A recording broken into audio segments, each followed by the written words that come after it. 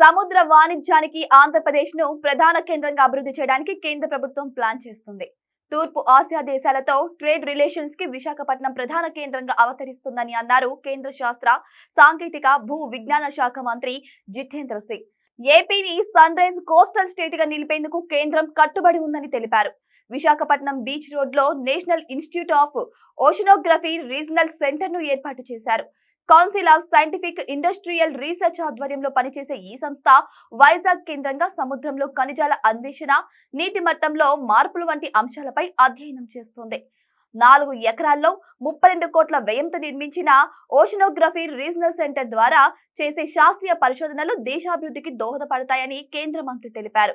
కలీంపట్నం global street trade centre ద్వారా Thailand, Malaysia, Indonesia, Philippines, Vietnam వంటి దేశాలతో వాణిజ్య సంబంధాలు బలోపేతం చేయడానికి కేంద్ర ప్రభుత్వం ప్రయత్నిస్తోంది. ఏపీలో ఇప్పటికే ఉన్న పోర్టల్ కు తోడు మూలపేట, మచిలీపట్నం, రామాయపట్నం పోర్టులు నిర్మాణంలో ఉన్నాయి.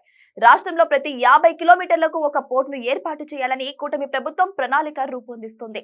ఏపీలో సిఎస్ఐఆర్ పరిశోధన సంస్థలు మరిన్ని ఏర్పాట్లు చేయాలని విశాఖపట్నం ఎంపీ శ్రీ భరత్ కేంద్ర మంత్రికి విజ్ఞప్తి చేశారు.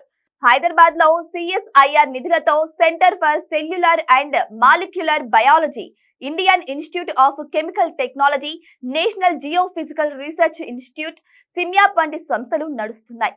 ఉమ్మడి రాష్ట్రంలో కేంద్ర విద్యా సంస్థలు, పరిశోధన సంస్థలన్నీ హైదరాబాద్ లోనే ఏర్పాటయ్యాయి.